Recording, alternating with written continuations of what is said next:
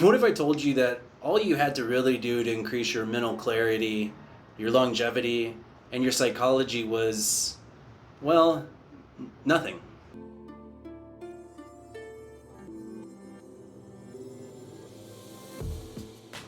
Hey, welcome back. My name is Blake, and I guide those on a spiritual journey to answer the questions they didn't even know they had. Today, the topic is all about fasting. This is a topic that I've had a lot of experience firsthand with, and has been a very remarkable thing in my life. I'm going to give a few overviews about it and also focus on some things that I think that get skipped. I first discovered about fasting a while back, I'd say probably 15 years ago. And at the time, there wasn't really a lot of people talking about it. In fact, it was kind of niche. I want to say that one of the biggest books that was out about it was an ebook called Eat, Stop, Eat. And Eat, Stop, Eat basically entertained this idea that you basically eat and then you stop eating for a day and then you start eating again. And you basically do that twice a week. And essentially what you're doing is two 24-hour fasts that are spread up between, say, lunch to lunch or dinner to dinner, something like that. This was my first foray into it, and I have to admit that it was a very difficult process for me. Going 24 hours without eating was very taxing to me and just something that required a lot of effort to maintain. Over the years, there was also the idea of intermittent fasting that I initially found from a blog called Lean Gains. Lean Gains was by a guy named Marcus Birkin, and he was a Swedish influencer back when a lot of this information wasn't really rapidly available. He actually designed the 16-8 method, which was a form of intermittent fasting, or essentially fasting 16 hours a day and only allowing yourself 8 hours to eat. And this was something you could do daily, opposed to the Eat, Stop, Eat method, where you were having to dedicate a full 24-hour span of not eating. What was interesting about this intermittent fasting schedule is that you were constantly engaging in this state of fasting. The benefits of fasting are pretty numerous, and I didn't really want to get into that detail today. But some of the features of fasting are having reduced inflammation and weight loss, and something called autophagy. Autophagy is actually one of my favorite topics about fasting. It was one of the things I found so intriguing. Autophagy is so interesting to me because essentially when you enter a state of autophagy, you've been fasting for a certain amount of time, and your body will actually break down old or damaged cells and turn them and repurpose them into newer cells. So it's kind of like a garbage recycling kind of feature of your body. It's this embedded natural system that kind of cleans out the gunk and can contribute a lot to the benefits of the inflammation being reduced, and more importantly, actually puts your body in a state of ketosis. The whole keto diet phase wasn't something that would come out till way later.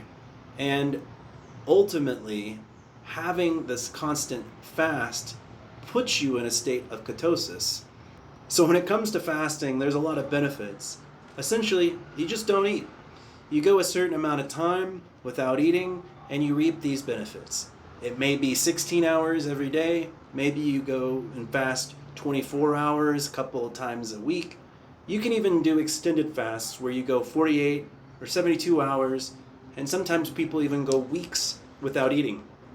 The most important part of the fast is that you have a lot of water during that process. The more filtered, more pure water you can have, the better. It's very, very important to constantly keep yourself hydrated as you go through this process. With that said, the most important part of fasting isn't the not eating.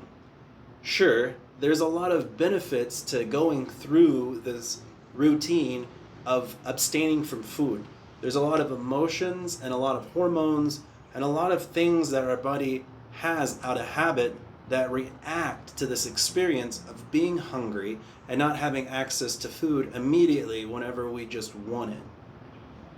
Going through this can teach you a lot about your self-awareness, self-management, and a lot of other emotional intelligence principles that are super valuable. But one of the things that's really important about fasting is when you start eating again.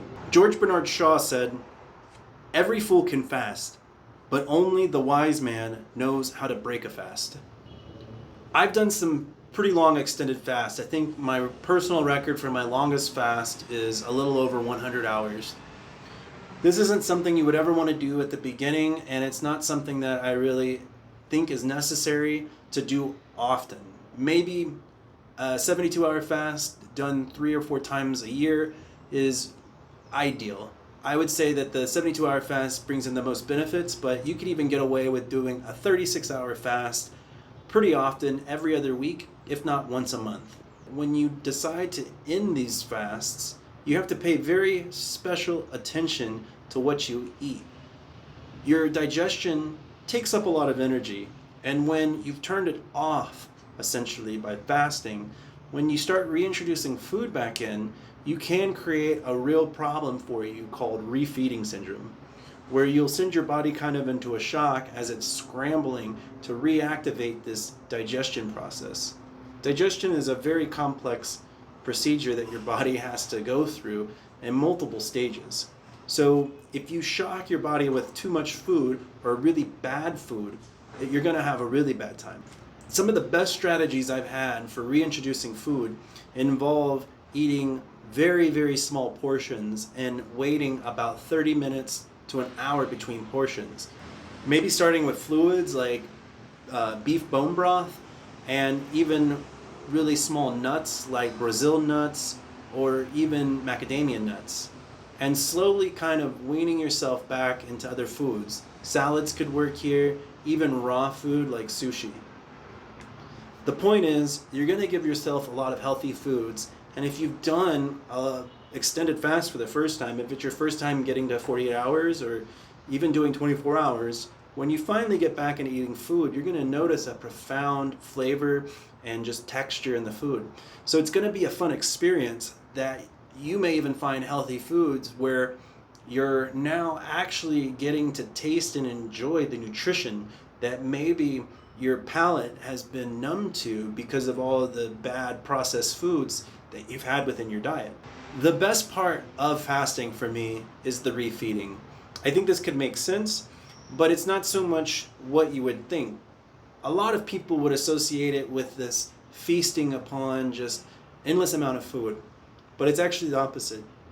As I slowly start eating food, I'm much more mindful of wanting to have healthier foods.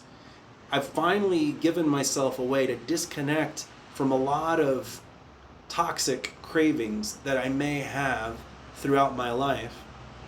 When it comes to handling the challenges of life, it's easy to cope with food because it's readily available and it's an easy thing that you can binge on and lose track of how it's affecting you. Mindless eating is a drug that I think our societies absolutely ignore. I'm bringing up this topic a lot for my own personal benefit. For one, I feel like fasting is a topic I'm going to bring up on my channel quite a bit. I really do feel like it's a good practice that can tie into emotional intelligence, and it can yield all the benefits that I'm trying to help coach people on maintaining in their life. It can be a huge mechanic for filling this gap where you have a negative association or negative relationship with certain habits in your life, whether it be with food or other vices. I know for myself, over the past couple of months as I started this YouTube channel, I was heavily inspired by a meditation retreat. On that meditation retreat, I didn't have access to technology, I didn't have access to alcohol, I didn't have access to cannabis or smoking or anything else. And when I came back, I felt like I really wanted to maintain abstaining of those things in my life. I continued to maintain sobriety, and it brought in a lot of perspective in my life. However, it also came with a few consequences.